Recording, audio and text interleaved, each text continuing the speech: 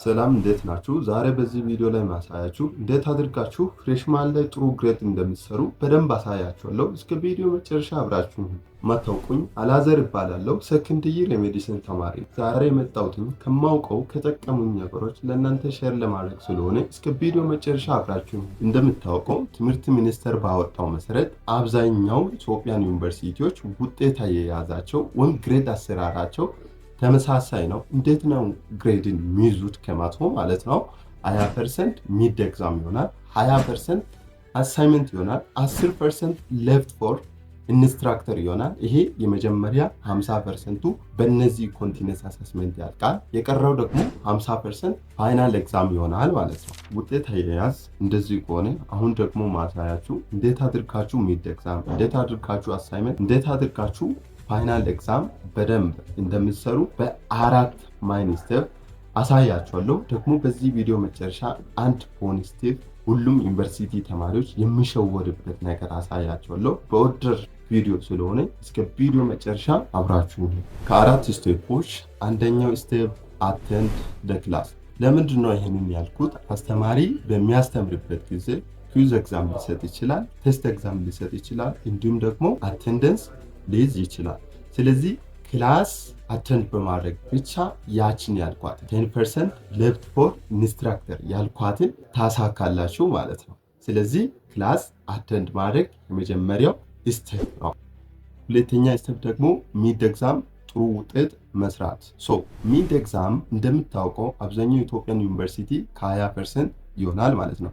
ቢያንስ አውት ኦፍ 20% 17 እና ከዛ በላይ ማምጣት ይኖርባቸዋል። አንዳንድ ዩኒቨርሲቲ ደግሞ 30% ስለሚሆን አውት ኦፍ 30% ደግሞ 27 እና ከዛ በላይ ማምጣት ይኖርባቸዋል ማለት ነው። ይሄንን ለማምጣት ሞስት ኢምፖርታንት 3 ስቴፖችን ነግራችኋለሁ።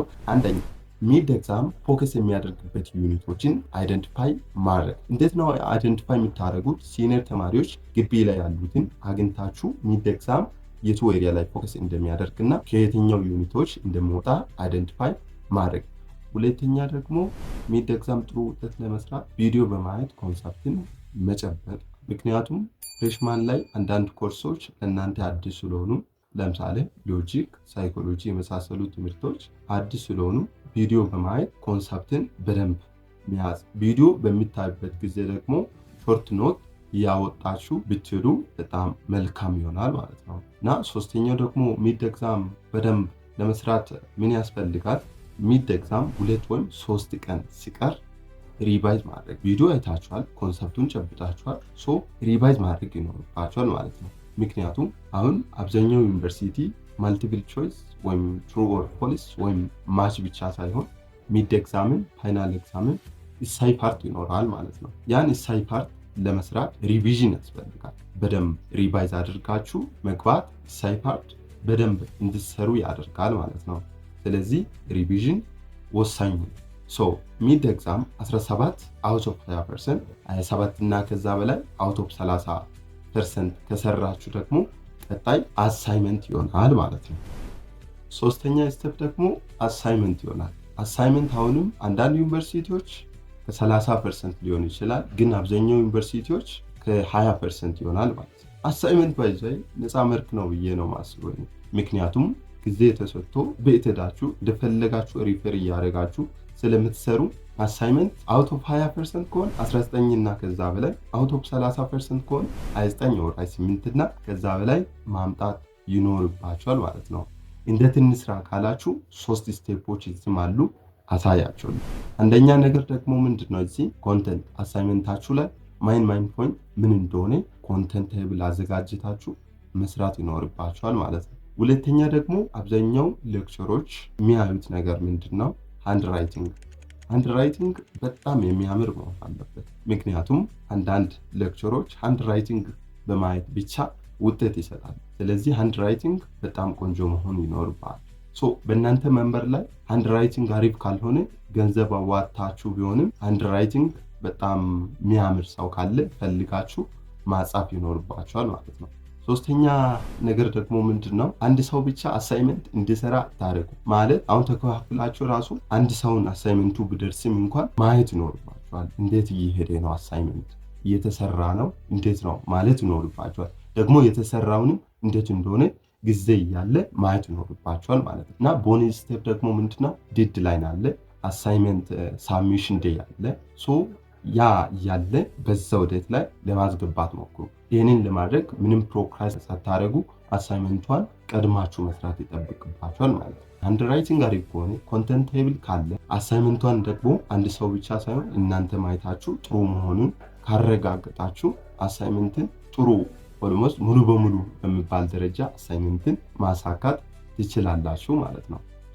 የመጀመሪያ 10% ይኖረዋል፣ ሁለተኛ ደግሞ 20% የሚደግዛው፣ ሶስተኛ ደግሞ አሳይመንት 20% ማለት ነው። ስለዚህ ፈርስት 50% ያ ኮንቲኒየስ አሳስመንት የሚባል ከ50% የሚሰላው እሱ አሁን ለምሳሌ 10% አቴንደንስ ሙሉ በሙሉ ካገኛችሁ የሚደግሳል 17 እና ከዛ በላይ ካገኛችሁ፣ አሳይመንቷን ደግሞ 18 እና ከዛ በላይ ካገኛችሁ አውት ኦፍ 50% ስንት አላችሁ ማለት ነው?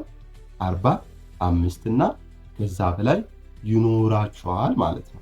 አራተኛውና ወሳኙ ፋይናል ኤግዛም ይሆናል ማለት ነው። በዚህ ቪዲዮ ላይ በጣም ወሳኙ የመጨረሻውና በጣም ውጤታችሁ ግሬዳችሁ ላይ ሚና የሚጫወተው ፋይናል ኤግዛም ይሆናል ማለት ነው።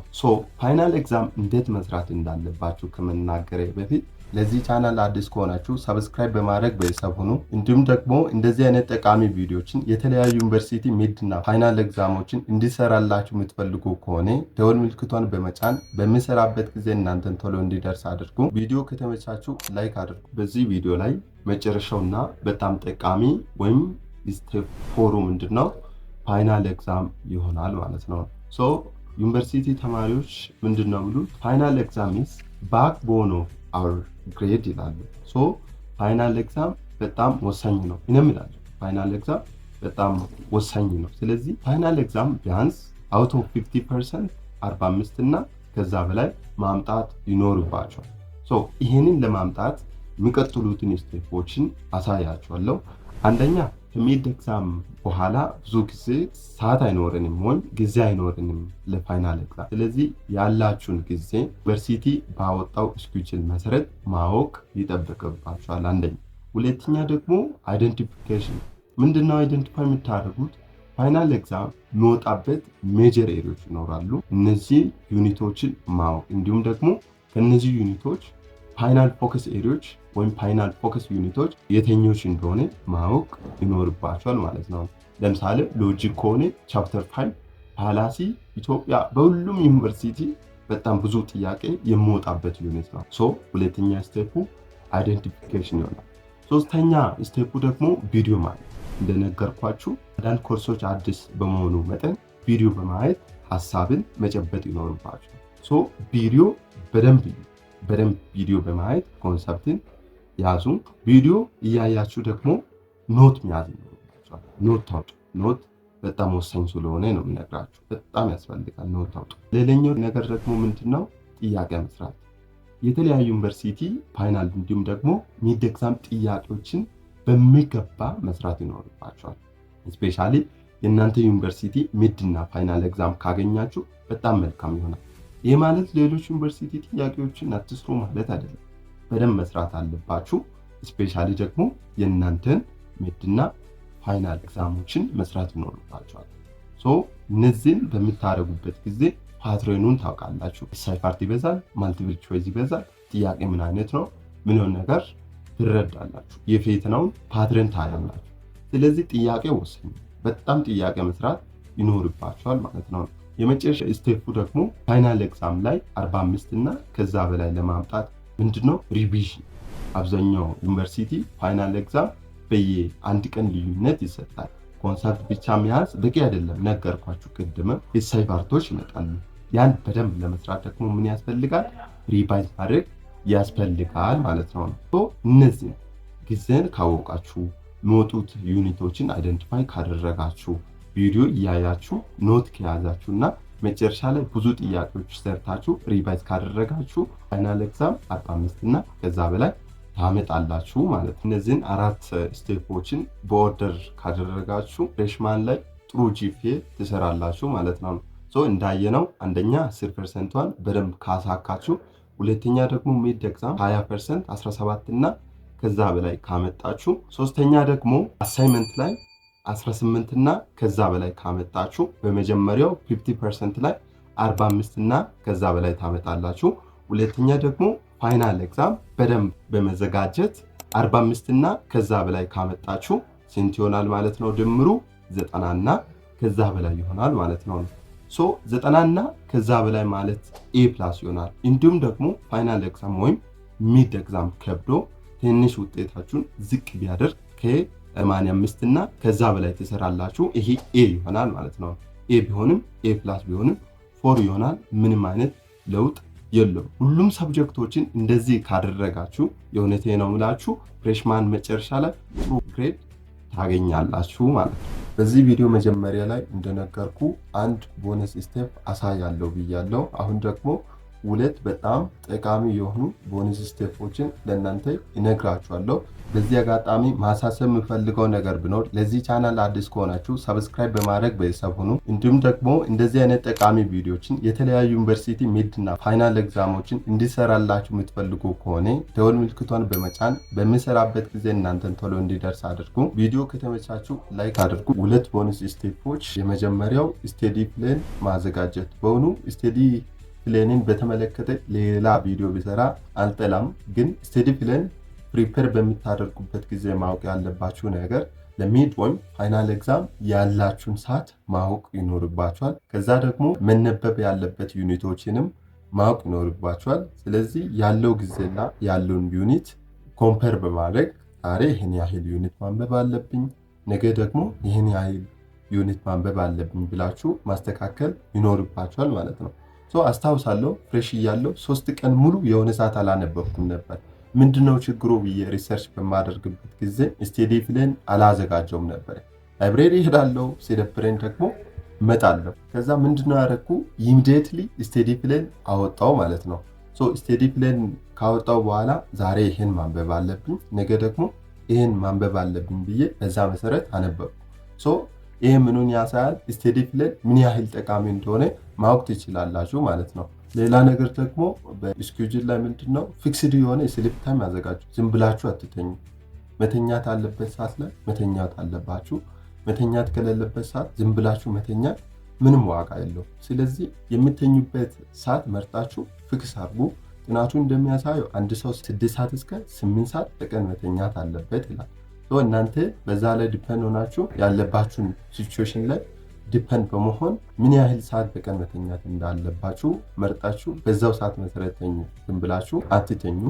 ሌላ ነገር ደግሞ ስኬጁል አፕዴት አድርጉ።